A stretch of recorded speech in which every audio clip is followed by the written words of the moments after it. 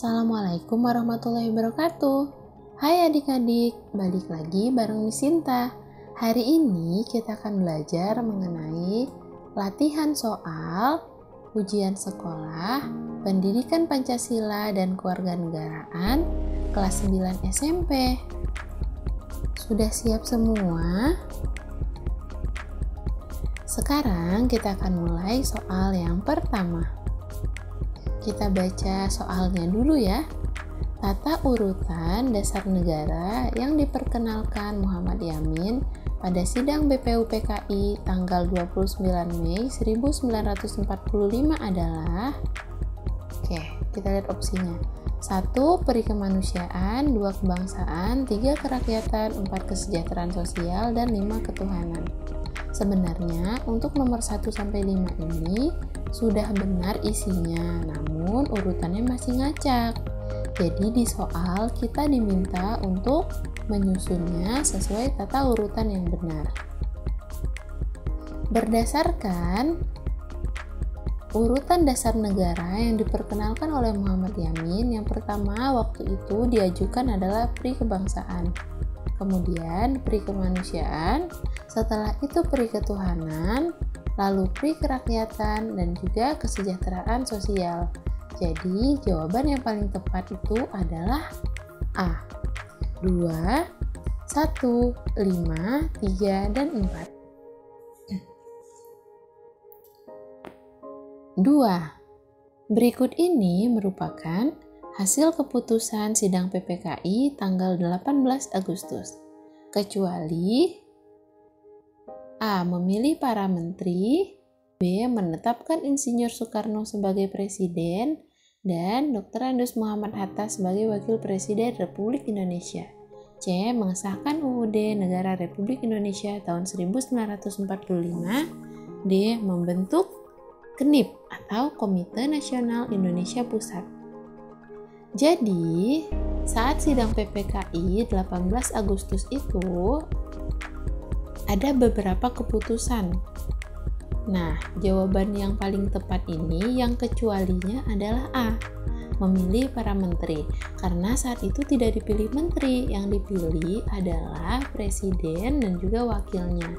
Yang mana presiden Insinyur Soekarno itu waktu itu adalah ketua PPKI. Jadi ketua PPKI ditetapkan sebagai presiden Republik Indonesia. Jadi jawabannya A. 3. Berikut ini yang termasuk norma-norma dalam kehidupan bermasyarakat adalah, norma adik-adik sudah tahu kan? Norma ini merupakan aturan mengenai petunjuk tingkah laku yang seharusnya dan tidak seharusnya kita lakukan. Jadi mengatur bagaimana kita bersikap. A. Mengikuti kegiatan kerja bakti. B. Melaksanakan ibadah menurut agama dan kepercayaan. C. Membuang sampah pada tempatnya. D. Berbicara sopan dengan yang lebih tua. Nah, yang sesuai dengan norma dalam kehidupan bermasyarakat adalah D. Berbicara yang sopan dengan orang yang lebih tua. 4. Keseluruhan peraturan-peraturan, baik yang tertulis maupun yang tidak tertulis, yang mengatur secara mengikat tentang cara penyelenggaraan pemerintah dalam satu negara disebut. Nah, ini merupakan pengertian dari konstitusi. Maka jawaban yang paling tepat adalah C. Kalau untuk norma, tadi sudah jelaskan ya, itu merupakan aturan mengenai petunjuk tingkah laku kita. 5. Badan yang bertugas mengesahkan Undang-Undang Dasar Negara Republik Indonesia tahun 1945 adalah, waktu itu pada tahun 1945 undang-undang kita disahkan oleh PPKI karena waktu itu DPR belum terbentuk ya. Jadi jawaban yang tepat adalah D. 6. Negara Indonesia terdiri dari wilayah yang sangat luas, terbentang dari Sabang sampai Merauke. Indonesia memiliki ribuan pulau yang tersebar dan menjadi tempat berdiamnya penduduk dengan ragam suku bangsa, bahasa, budaya, agama, dan adat istiadat. Arti penting keberagaman suku, ras, agama, dan antar golongan bagi bangsa Indonesia salah satunya adalah penyebab konflik? Bukan ya? Karena dengan adanya keberagaman harusnya tidak menyebabkan kita konflik. B. Penyebab maraknya aksi demonstrasi memperjuangkan hak masyarakat juga bukan. Kata kuncinya, jika ada pertanyaan arti penting, berarti kita harus cari yang positif. C. Keberagaman bangsa yang sangat berharga untuk mencapai tujuan. D. Keberagaman merupakan masalah biasa yang tidak perlu dibahas. Nah, dari 4 opsi ini, yang menunjukkan hal yang positif adalah yang C. Maka jawabannya adalah C. Arti penting keberagaman di kita adalah keberagaman ini sangat berharga untuk membantu kita mencapai tujuan. 7. Kita baca soalnya dulu ya. Yang merupakan wujud perilaku toleransi dalam kehidupan antar umat beragama pada masyarakat yang beragam ditunjukkan dengan nomor. Oke, kita cari yang toleransi ya. 1. Melaksanakan ajaran agama yang dianutnya dengan baik dan benar. Ya, 1 berarti iya. 2. Mengikuti acara ibadah agama orang lain untuk mengikuti toleransi. Tidak, kita tidak harus mengikuti ibadah orang lain. 3. Melarang umat beragama lain melaksanakan ibadah. Nah, ini juga salah ya. Kita tidak boleh melarang orang lain untuk beribadah. Biarkanlah setiap orang beribadah menurut agama dan kepercayaannya. 4. Tidak memaksakan keyakinan agama yang dianutnya kepada orang lain. Nah, itu iya. 1 dan 4 berarti benar. 5. Toleran terhadap pelaksanaan ibadah yang dianut pemeluk agama lain. Juga benar. Maka jawaban yang paling tepat adalah D. 1, 4, dan 5.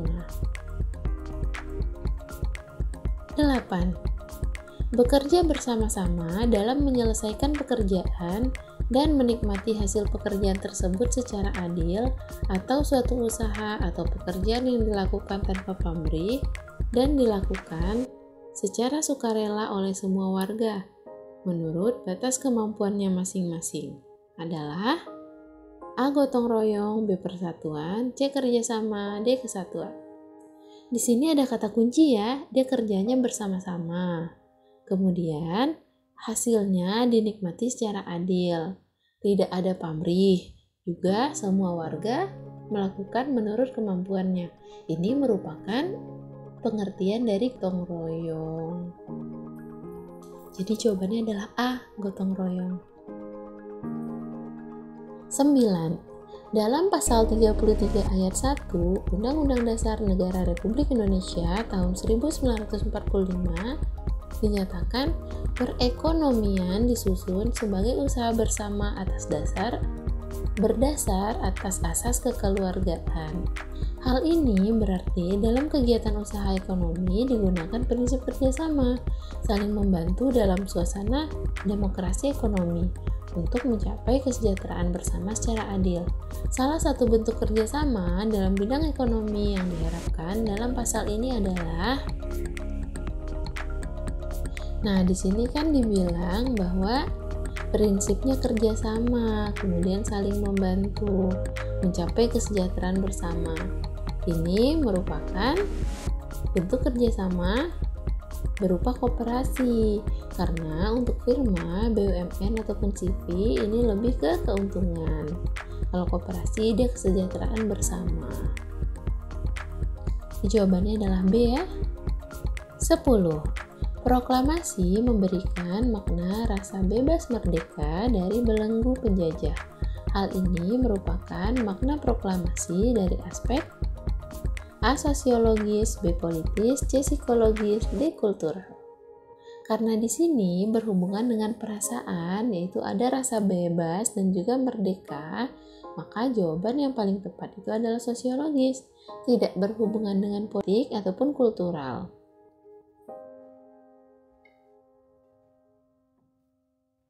11. Istilah Pancasila telah dikenal sejak zaman Majapahit pada abad ke-14, yaitu terdapat dalam buku Negara Kertagama karangan Empu Prapanca dan dalam buku Sutasoma karangan A. Empu Tantular, B. Empu Prapanca, C. Erlangga, D. Empu Tanca. Jadi si Sutasoma ini adalah karangan A. Empu Tantular. 12. Pancasila merupakan pedoman dan petunjuk yang mampu memberikan arah bagi bangsa Indonesia, merupakan kedudukan Pancasila bersumber dari A. Dasar negara, B. Pandangan hidup bangsa, C. Jiwa dan kepribadian bangsa, D. Cita-cita bangsa.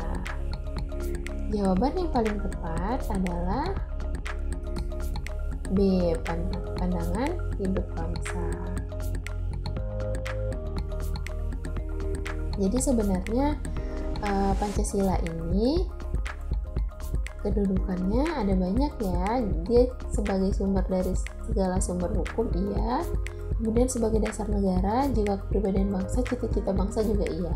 Tapi jika yang ditanyakan adalah pedoman dan petunjuk, maka itu adalah pandangan hidup bangsa. 13. Arti penting membiasakan perilaku sesuai nilai-nilai Pancasila dalam kehidupan pribadi atau keluarga, antara lain terhindarnya perselisihan antara anggota keluarga karena setiap anggota keluarga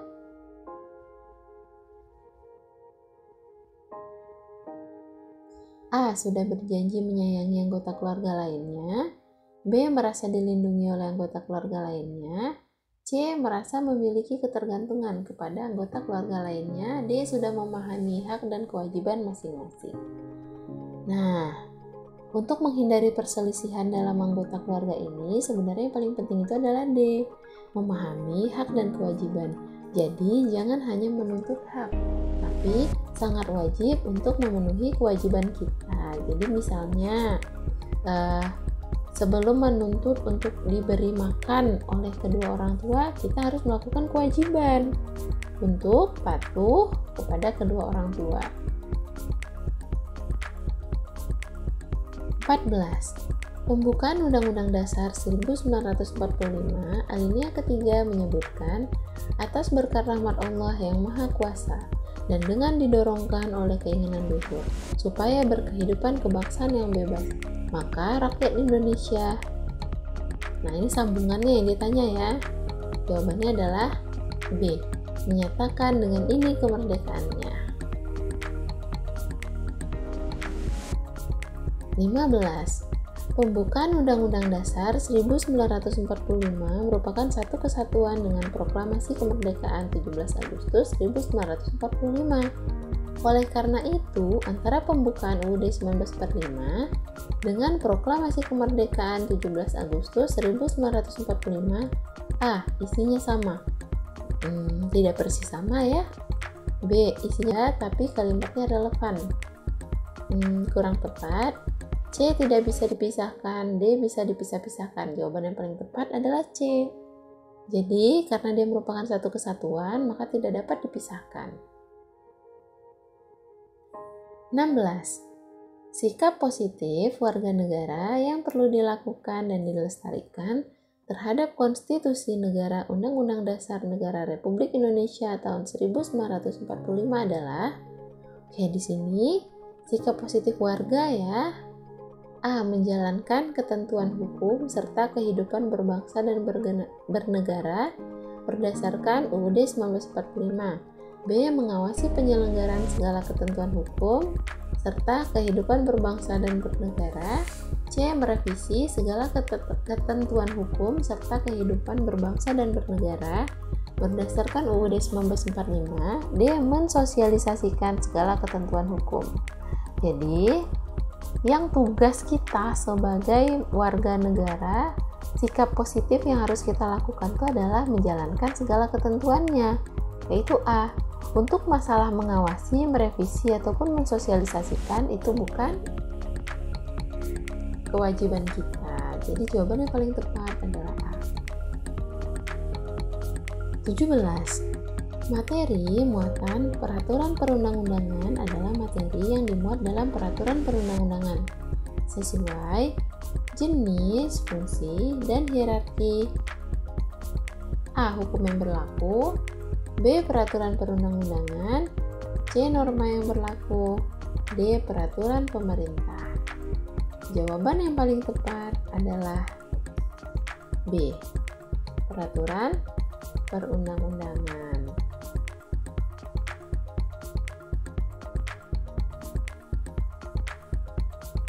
18. Menurut ketentuan Undang-Undang Nomor 12 Tahun 2011, Peraturan Perundang-undangan yang kedudukannya setingkat lebih rendah dari undang-undang adalah jadi ini lebih rendah setingkat ya dari undang-undang. A. Peraturan pemerintah pengganti undang-undang. B. Peraturan presiden. C. Peraturan pemerintah. D. Ketetapan MPR. Nah, di sini kita bisa lihat ya, ini adalah tingkatan dari peraturan yang ada di Indonesia. Yang setingkat lebih rendah dari undang-undang adalah A. Peraturan pemerintah pengganti undang-undang. 19. Berikut ini yang tidak termasuk asas-asas dalam pembentukan peraturan perundang-undangan ditegaskan dalam pasal 5 Undang-Undang Nomor 12 Tahun 2011 adalah A. Keilmuan. B. Kejelasan tujuan. C. Kejelasan rumusan. D. Keterbukaan. Jadi, pada pasal 5 Undang-Undang Nomor 12 Tahun 2011 ini isinya ada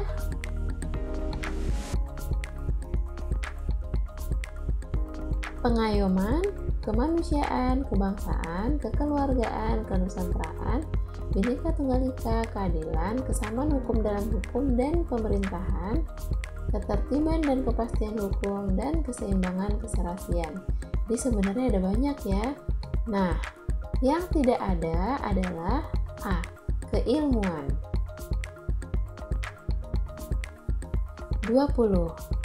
Organisasi pada era kebangkitan nasional yang bertujuan memajukan pengajaran berdasarkan agama, memajukan pengertian ilmu agama, dan hidup menurut peraturan agama adalah ANU, BPNI, CSI, D. Muhammadiyah. Nah, di sini dia bilang organisasinya pada era kebangkitan nasional ya. Pada era kebangkitan nasional itu yang mengajukan pengajaran berdasarkan agama adalah Muhammadiyah. Jadi jawaban yang paling tepat adalah D.